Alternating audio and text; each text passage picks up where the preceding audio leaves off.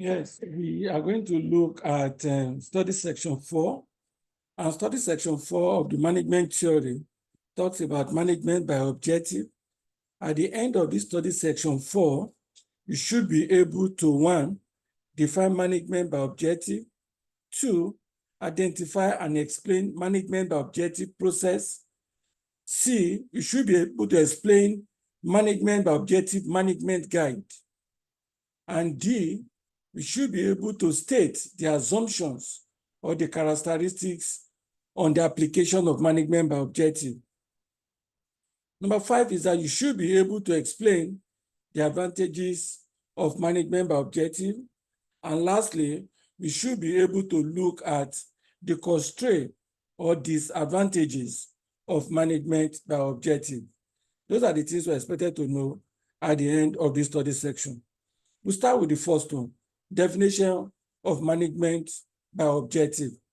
According to Doan in 1965, he said it is a particular concept of management that tends to emphasize the attainment of positive results in the organization.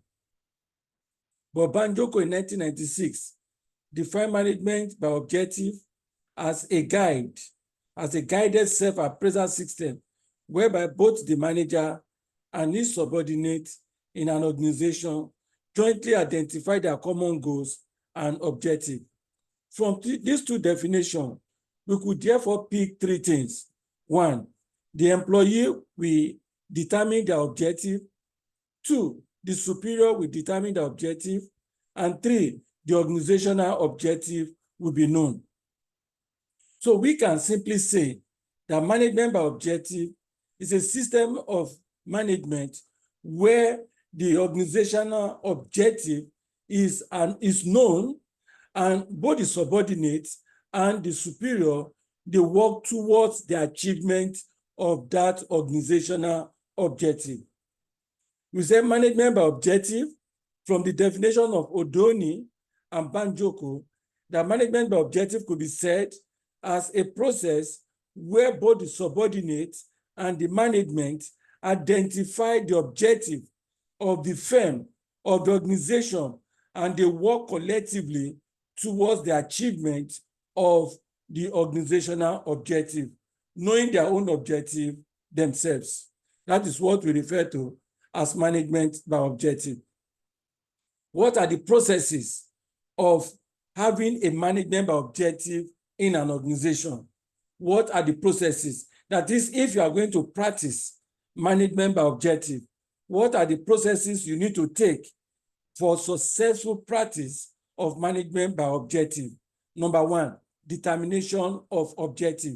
In order for you to practice management by objective management style, the first thing you need to determine is the organizational objective. The organizational objective must be determined, notwithstanding the subordinate objective and the superior objective will also be known.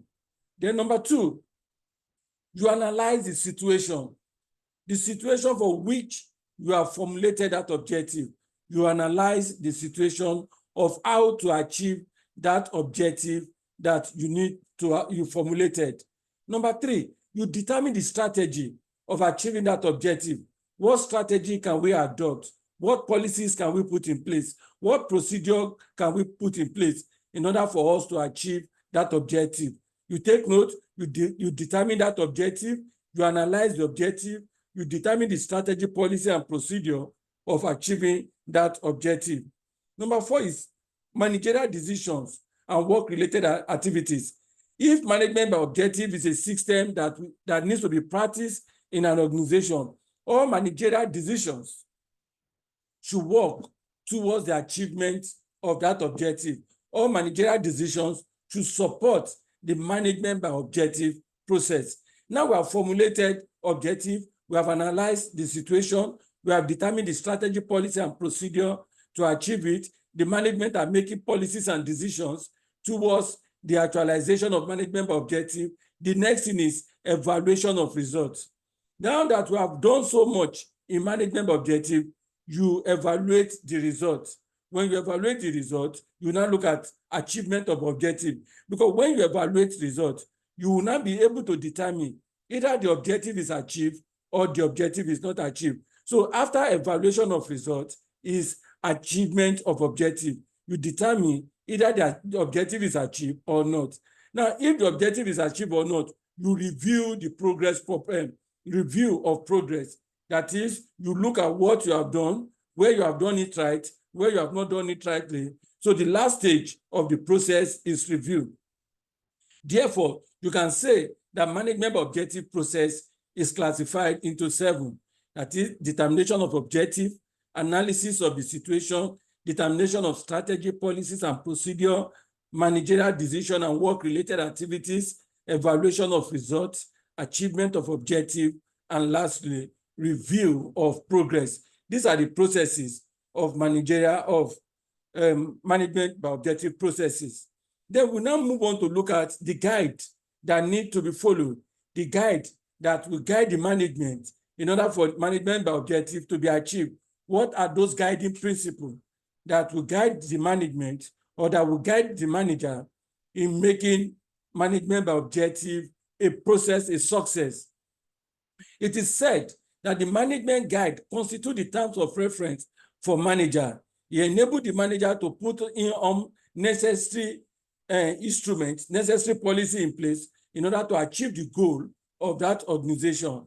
And the following are the steps. The following are the steps for the preparation of management by objective guide.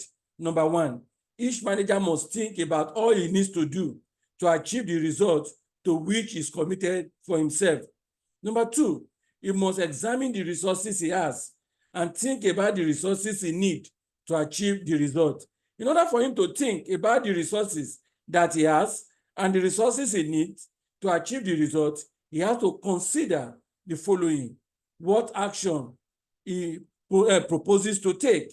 Because you want to look at the resources with you and the resources that you need, then you need to consider what action you propose to take, what action he expects his boss to take, and what action he expects other managers to take in order for him to achieve the result. And the third step that the manager is expected to take as a guide for preparation of management by objective is that he must state what feedback information he needs from who in order to achieve an effective result. These are what we refer to as management by objective management guide. We now move on to look at assumptions on the application of management by objective. What are the assumptions? What are the features? What are those things that need to be put in place in order for management by objective to be achieved and to be applied in an organization? Number 1, people perform a job or an assignment better when they know where they are going and how to get there.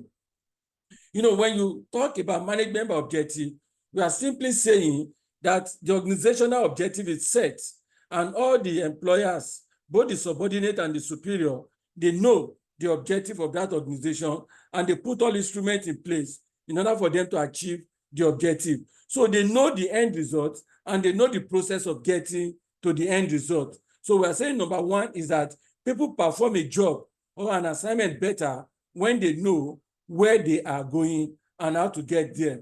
Number 2 assumption is that people perform a job better when they are allowed to influence the discussion about where they are going. When you get people involved in taking decisions, when you get people involved in formulating objectives, they will all easily be carried along because they understand the system, because they are part of the decision-making process. So when you allow them in decision-making process, it is very easy for them to adapt to change and move with the top management in order to achieve the predetermined objective of that organization. Number 3 is that people perform a job better when they receive some indicators of performance.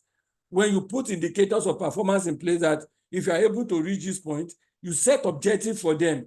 And those objectives are indicators of performance. So people perform better when you put indicators performance and they want to achieve those performance. So we now said that another assumption of management objective is that people perform job better when they receive some indication of performance. Number 4, people perform better when they see others formally attempting to improve their performance at times, because everybody has objective, as other people are trying to achieve their objective, it will encourage and motivate others also to pursue the achievement of their own objective.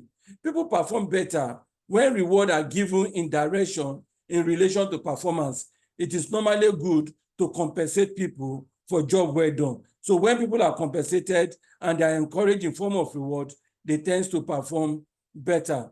Number 6, people perform better when there's feeling of achievement, recognition, and growth in the organization. These are the assumptions of management by objective. We now move on to look at disadvantages of management by objective. Sorry, we look at advantages of management by objective. What are the advantages or merits of management by objective? Number 1, managers are forced to think in practical terms and constructively, because under the management by objective process, objectives are set. So managers are allowed to think outside the box in order to achieve the objective that has been set before them. Number 2, the emphasis is on results rather than talk, because management has set objective, the objective are set before the managers. So instead of them talking about what we are going to do, no, they are going to work because objective has been set. Number 3, limited resources and facilities are matched to objective. Because objective are set, the managers will ensure that the available resources are optimally utilized in order to achieve the objective. So the resources and the facility will be best used in order to achieve objective, because objective is already set, and this objective are set on the available resources and available facilities. Number 4, control procedure and control information are measurably improved. Number 5, delegation of authority becomes automatic and effective, because objectives are set, there is delegation of authority. Everybody is expected to perform a particular function towards the achievement of that objective. So there is automatic decentralization of powers, that people are performing their various roles in order to achieve the organizational objective. Because the organizational objective is one objective that comprises of objective of various components working towards the achievement of the organizational objective. Number 6, the top managers retain effective control through the twin procedure of agreeing with the management guide and carrying out periodic review. Number 8 advantage is that management becomes highly motivated, because an environment of self-development is created and planning of succession is facilitated. Because in management by objective, everybody is working. Because everybody is working and people are compensated for hard work, then people will be motivated to work towards the achievement of the organizational objective. Then we'll move on to the last part of the slide, which is disadvantages or constraints of management by objective. Number 1, goals are not easily defined. When you are talking about the objective of the organization, it is not easy to define. We want the student to succeed in the 2023-2024 academic section. What is the definition of success? Is it when all of them passed and graduated? And you know, it is practically impossible for everybody to graduate. There will be 1 or 2 that is left behind. There could be any circumstance. So goals are not easily defined. So at times it could be overlooked. Number 2, short-term objective may receive more emphasis, more attention than long-term objective, because the long-term objective is a strategic plan into the future, but most objectives formulated under the management objective are always short-term objective, and emphasis may now be put on this short-term objective, and they will overlook or neglect the long-term objective. Number 3 is that overemphasis is put on quantity without efficiently considering other factors. What organization want to achieve under management objective is that we are going to produce 20 cartons today. We are going to produce 30 containers. We are just putting emphasis on those things. And once we achieve those things, we forget other factors, depreciation, the life of other people, the stress put on other people. So management objective is only looking at the quantity of products to be produced, then leaving other factors behind. Now, the management objective is not a good method, because they only consider the organizational objective undermining the individual's objective. Then number 4, failure to carry out adequate control and review. Most time, when management objective process is put in place and objective is achieved, they find it difficult at times to review it. That even when we achieve the objective, did we properly achieve the objective? Most times this is not done and review are not done. All of this serves as limitation to management by objective. So thank you very much. We'll meet again in the next class.